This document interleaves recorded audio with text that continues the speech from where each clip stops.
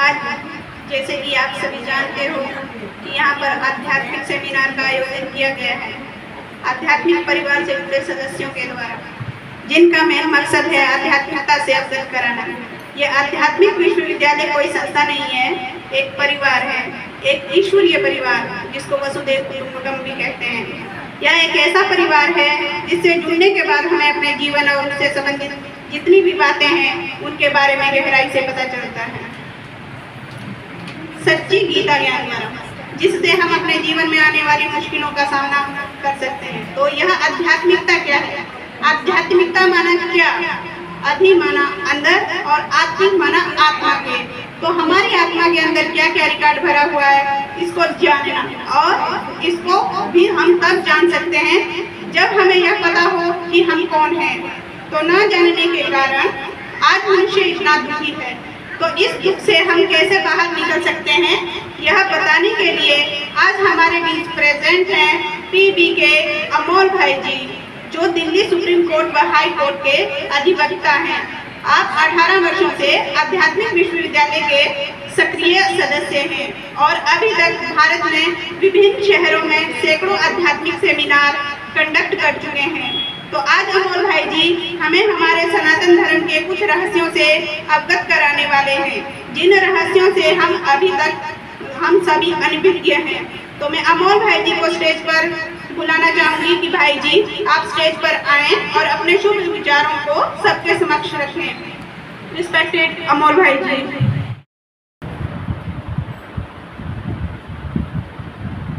ओम नमः शिवाय।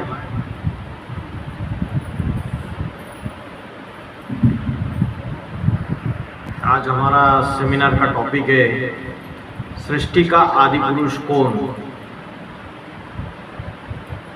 तो आज मोहाली के सेक्टर 57 में आपके सदाशिव मंदिर में आध्यात्मिक विश्वविद्यालय को आपके मंदिर के मुख्य मैनेजर ट्रस्टी इन्होंने आमंत्रित किया और सेमिनार करने के लिए कहा, जिसके लिए मैं उनका आभार मानता हूँ और आप सभी का आभारी हूँ। आप सभी आए। तो सृष्टि का आदि पुरुष कौन, आज इस विषय को हम कवर करेंगे।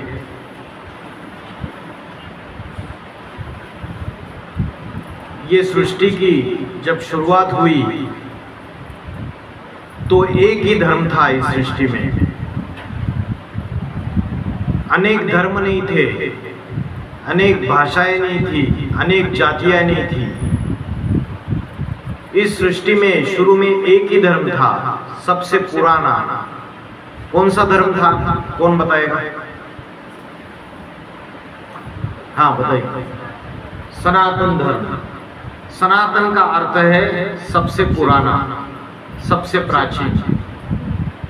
तो जो सबसे प्राचीन धर्म है वो सनातन धर्म है। बाकी जितने भी धर्म हैं वो 2-2.5 हजार साल में इस सृष्टि पे स्थापन हुए। इस्लाम धर्म, क्रिश्चियन धर्म, बौद्ध धर्म, सिख धर्म, संन्यास धर्म, ये जितने भी धर्म है ये आज से 2-2.5 हजार साल पहले इस सृष्टि पे नहीं थे।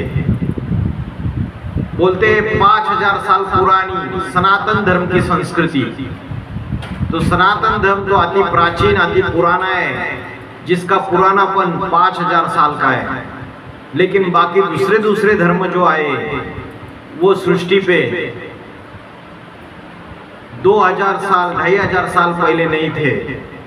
और जब सृष्टि का विनाश होता है, प्रलय होता है, तो सबसे पहले ये जो धर्म है और उनके जो धर्मखंड है इनका विनाश होता है। इस्लाम धर्म अफ्रीका खंड, अरब खंड, क्रिश्चियन धर्म यूरोप, अमेरिका, ऑस्ट्रेलिया, न्यूजीलैंड। तो अलग अलग धर्म जो है अलग अलग खंडों में बटे हुए हैं। रशिया में नास्तिक धर्म है। तो ये सारे धर्म अलग अलग खंडों में बटे हुए हैं।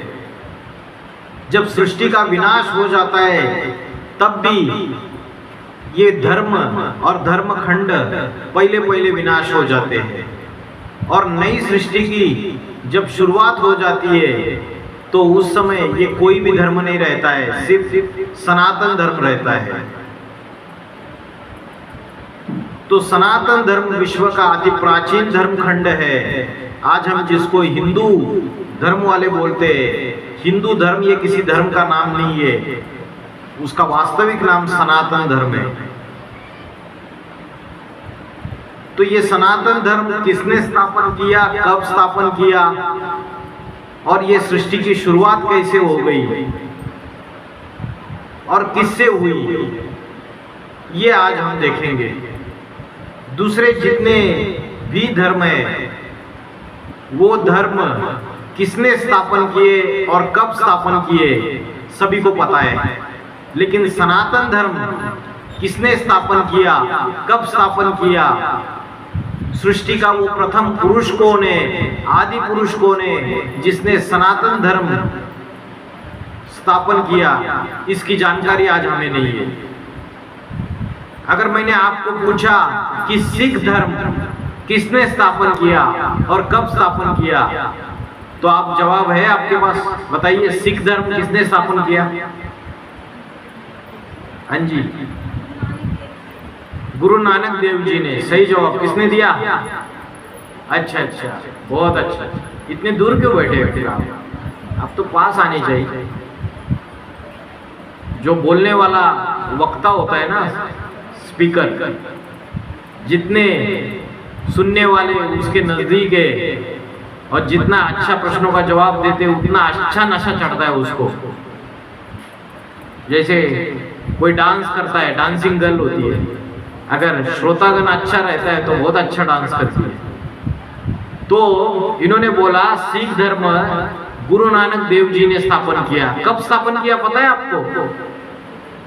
कितने साल हो गए? 100, 200, 300, 400, 500, कितने साल हुए?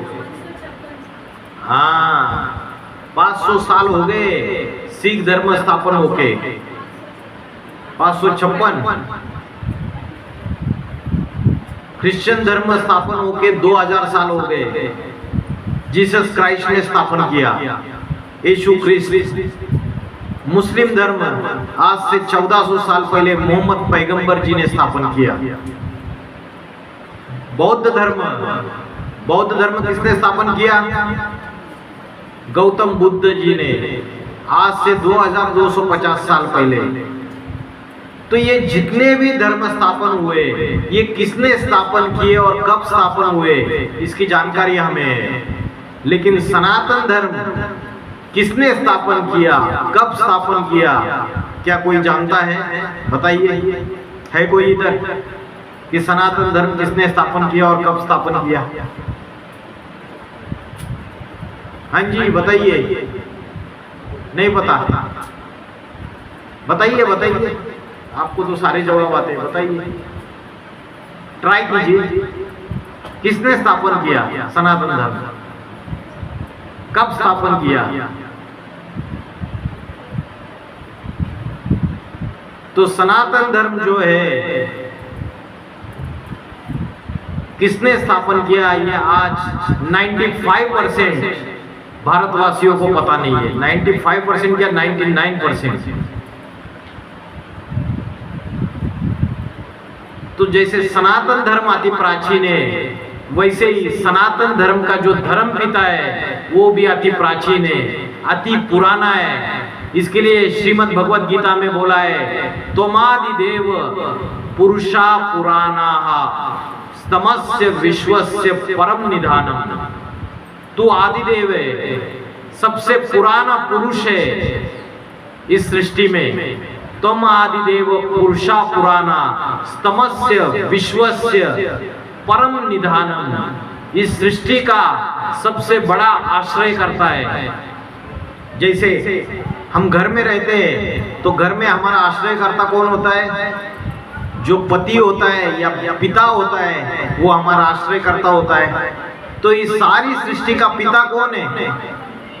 जिसको जगत पिता बोला है, जिसको विश्वनाथ बोला है, जिसको आदिदेव बोला है, कौन है बताइए? हैं? किसके मंदिर में बैठे हो? हैं? किसके मंदिर में बैठे हो? शिव शंकर भोलेनाथ। शिव शंकर भोलेनाथ ये सृष्टि के प्रथम पुरुष है। त्वम आदिदेव पुरुषा पुराना, जगत पिता जगत माता, जगतम पितरम वंदे पार्वती परमेश्वर। जगत के माता पिता है ये दोनों। मुस्लिम धर्म वाले जो मौलवी है, बड़े बड़े फिलोसोफर्स है दूसरे वो भी मानते हैं कि सृष्टि के जगत पिता और जगत माता है ये दोनों, शिव शंकर भोलेनाथ। तो सृष्टि के आदि पुरुष जो है वो कौन है, ये आज हम देखेंगे और उसके प्रूफ प्रमाण देखेंगे। उन्होंने ये सृष्टि शुरुआत कैसे की, कब की और सृष्टि का अंत कब होता है और फिर नई दुनिया शुरू कैसे होती है। ये सृष्टि 4 युगों में विभाजित है। कौन से 4 युग है, किसी को पता है? पता है किसी को कौन से 4 युग है? हाँ बताइए। सतयुग, त्रेता युग, द्वापर युग और कलयुग। कलयुग के बाद स्टॉप हो गया है ना, तो कलयुग के बाद फिर से क्या आएगा? पुराना मकान टूटेगा तो नया मकान बनेगा या नहीं बनेगा? अभी ये मकान पुराना हुआ है या नहीं हुआ है बताइए?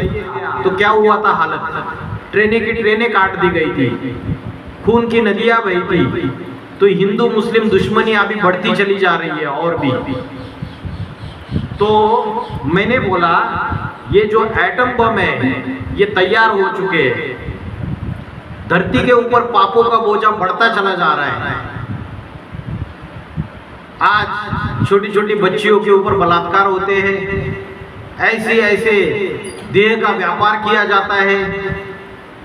वो सिर्फ गायों को काटा नहीं जाता है, ये गाय जो है ये गाय वो तो जानवर गाय है, लेकिन भारत की जो कन्या माता है वो ह्यूमन गाय है। जैसे गाय जानवर गरीब जानवर रहता है, वैसे कन्या माता एक गरीब स्वभाव की होती है। जैसे गाय एक कुंडे से बांधी जाती है, उसी कुंडे से जीवन भर बंधी रहती है, वैसे भारत की कन्या माता है। जब तक पिता के घर में रहती है, पिता के कंट्रोल में चलती रहती है, कुंडे से बंधी हुई रहती है, और जब पति के घर में जाती है तो उससे एक कुंडे से बंधी हुई रहती है, उसके कंट्रोल में चलती है। तो जब ये ह्यूमन गाय, ये गैये है, भारत की कन्या माता है, जिस गौओं को पालने के लिए परमात्मा आते हैं, गौपाल। तो ये जो ह्यूमन गाय है, इनके ऊपर का अत्याचार बढ़ता चला जा रहा है। धरती माता के ऊपर पापों का बोझा बढ़ता चला जा रहा है। जब ऐसी परिस्थिति आती है दुनिया में, पाप भ्रष्टाचार अत्याचार बढ़ते चले जाते हैं, तो ये धरती माता विकराल रूप धारण करेगी या नहीं करेगी? तो भूकंप आएंगे, बड़े बड़े ज्वालामुखी फटेंगे। ये एटम बम की जो ताकत है, आज रिमोट कंट्रोल का एक बटन दबा दिया तो सारी दुनिया, सारा विश्व खलास हो सकता है। एक सेकंड में सारी दुनिया तबाह हो सकती है। हिंदू मुस्लिम गृह युद्ध के आसार खड़े हुए हैं। तो जब ऐसा समय आता है सृष्टि में, तो कलयुग का विनाश का समय जब आता है, तो ये रात्रि, अंधकार रूपी रात्रि जब खत्म हो जाएगी, तो नई दुनिया, सतयुग, जिसको बोलते हैं सतयुग, स्वर्ग, मुस्लिम लोग बोलते हैं जन्नत, क्रिश्चियन लोग बोलते हैं पैराडाइज, हिंदू लोग बोलते हैं स्वर्ग या वैकुंठ, वो इस दुनिया में फिर से आ जाएगा। अति के दुख फिर अति के सुख आ जाएंगे, जिसके लिए हम बोलते हैं राम राज्य आएगा। तो जब दुनिया में ऐसी परिस्थिति बढ़ती चली जा रही है, आप देखेंगे जब भूकंप आएंगे तो बड़ी बड़ी जो बिल्डिंग्स है वो ताश के पत्ते के जैसे नीचे गिर जाएगी, जिसमें बिल्डिंग्स में हजारों के लाखों के तादाद में लोग रह रहे हैं। एटम बॉम्ब का विस्फोट हो जाएगा तो धरती का तापमान बढ़ता चला जाएगा। अभी भी धरती का तापमान 1 डिग्री सेल्सियस से बढ़ गया है। धरती का तापमान बढ़ेगा तो उससे दक्षिण ध्रुव और उत्तर ध्रुव की बर्फ के पहाड़ पिघल जाएंगे। बर्फ के पहाड़ पिघलने से समुद्र का जलस्तर बढ़ता चला जाएगा, और समुद्र का जलस्तर बढ़ता चला जाएगा तो जो बड़े बड़े भूखंड आइलैंड से बेटे America, Europe, Africa, New Zealand, Australia, सारे समुद्र के अंदर चले जाएंगे। बंबई पूरा का पूरा समुद्र के अंदर चला जाएगा। हिंदू मुस्लिम दुश्मनी बढ़ती चली जा रही है। आने वाले कुछ सालों में, अभी ट्रेलर चल रही है, आने वाले कुछ सालों में हिंदू मुस्लिम गृह युद्ध शुरू हो जाएगी। तो सारी दुनिया की जब ये हालत हो जाती है तो श्रीमद् भगवत गीता में क्या बोला है?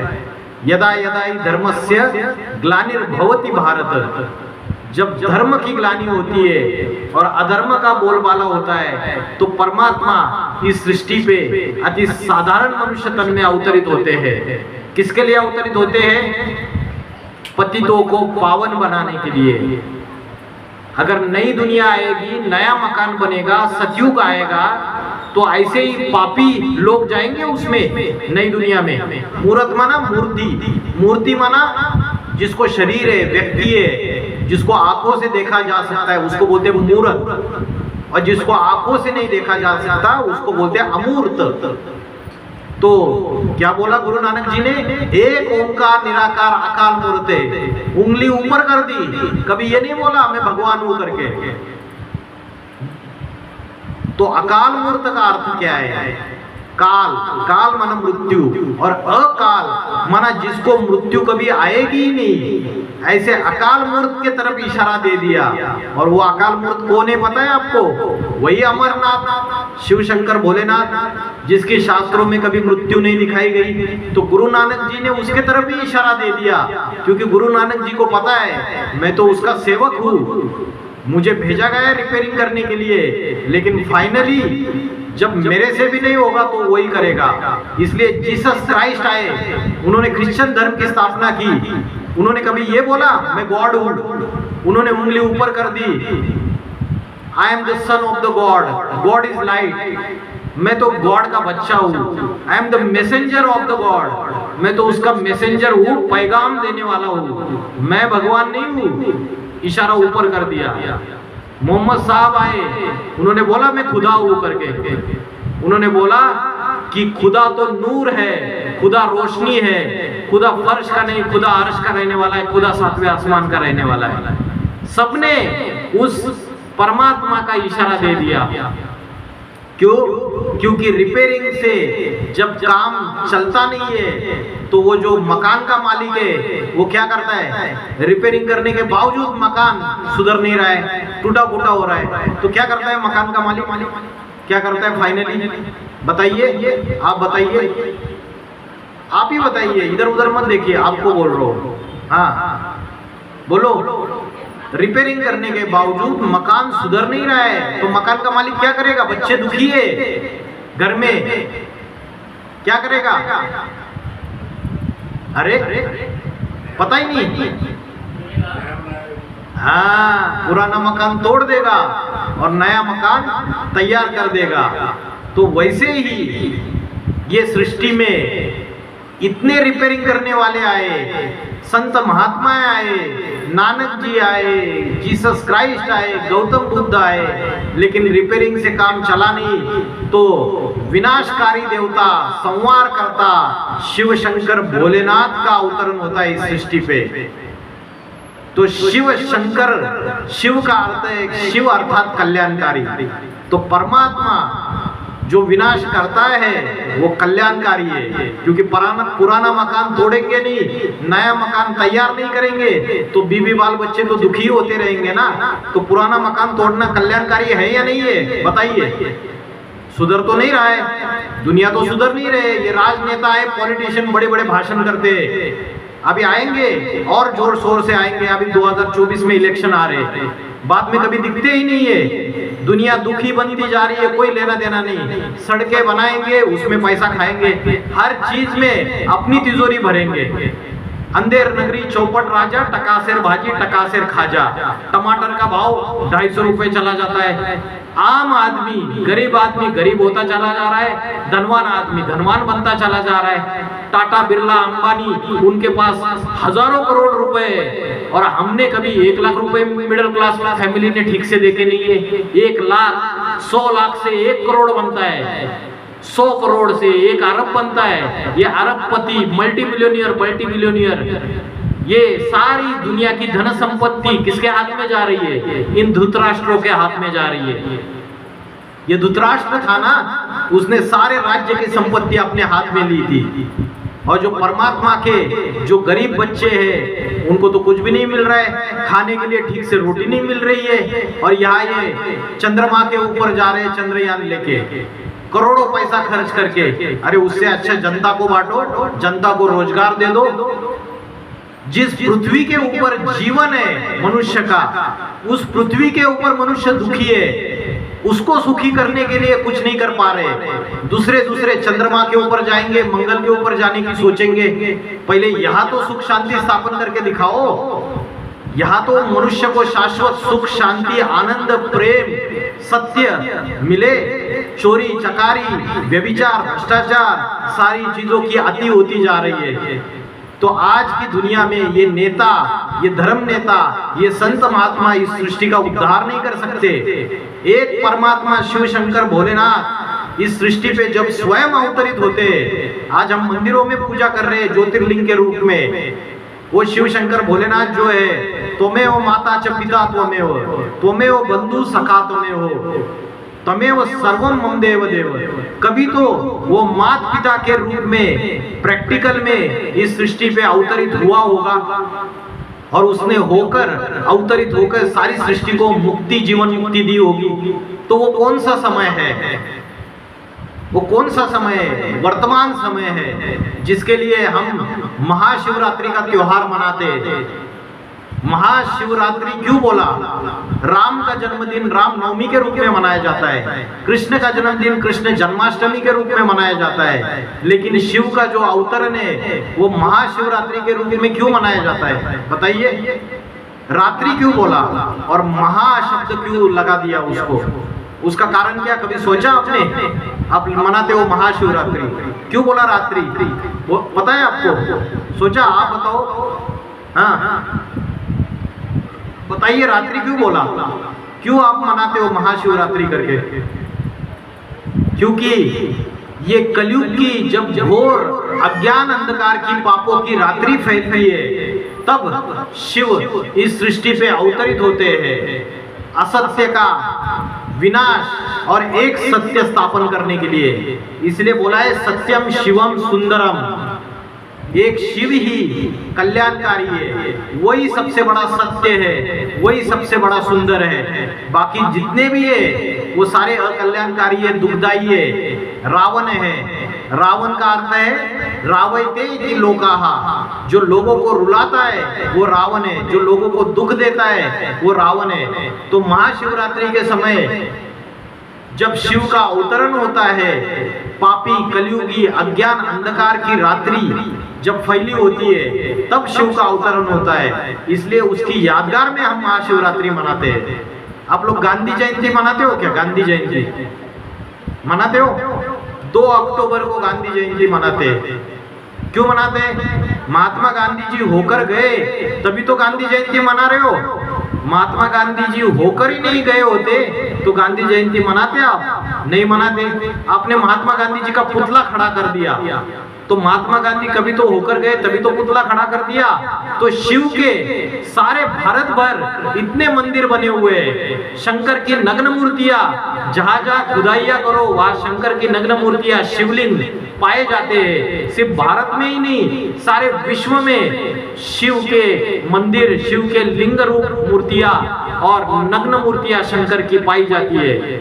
तो शिव शंकर भोलेनाथ ने कभी तो काम किया होगा ना, जैसे महात्मा गांधी ने काम किया तो पुतला खड़ा कर दिया, तो कभी तो काम किया होगा इस दुनिया में आके। वो कौन सा समय है, कब आए थे? गुरु नानक जी आए, ज्ञान की बात बताई, उस समय के दुनिया ने, समाज ने उनको माना नहीं, उनको माना नहीं माना। उसके बाद में गुरु नानक जी के आज इतने फॉलोअर्स बन गए। अनेक अनेक संत महात्मा आए, उन्होंने जब ज्ञान सुनाया तो दुनिया ने उनको माना नहीं, उनको समझा नहीं। बाद में दुनिया उनको फॉलो करती है, उनका अनुकरण करती है, उनकी मूर्तियां बनाती है, उनके मंदिर बनाते हैं। वैसे ही परमात्मा शिव के इतने मंदिर बने हुए हैं, तो कभी तो परमात्मा शिव इस सृष्टि पे आके प्रैक्टिकल में इस सृष्टि का उद्धार किया है, दुनिया को पापों से, दुखों से, अशांति से बाहर निकाला है और इस सृष्टि को नया सतयुग स्थापन किया है, नया मकान बनाया है, नई दुनिया जिसको सचखंड बोलते हैं। अभी कौन सा है? झूठ खंड है ये झूठ ही झूठ है, सत्य की रत्ती नहीं है किसी भी हालत में। और परमात्मा आके वो सत्य युग, नवयुग स्थापन कर देता है।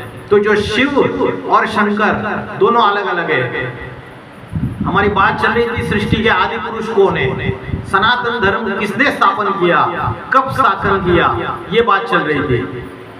तो शिव जो है वो निराकार है, निराकार ज्योति स्वरूप है। श्रीमद् भगवत गीता में बोला है, ज्योतिषाम पित ज्योति, मैं ज्योतियों की भी ज्योति हूँ। इसलिए आपने देखा हिंदुओं के 33 करोड़ देवी देवताओं को मानते हैं हिंदू लोग, लेकिन यदि जो करना है करो। तो ये सनातन धर्म की संस्कृतियां स्थापित हो रही है, या सनातन धर्म की संस्कृतियां रसातल में जा रही है। जब पूरी सनातन धर्म की संस्कृति रसातल में जाते हैं, तब शिव शंकर भोलेनाथ इस सनातन धर्म की संस्कृति को पुनर्स्थापित करने के लिए, आदि सनातन देवी देवता धर्म स्थापन करने के लिए इस सृष्टि पर अवतरित होते हैं।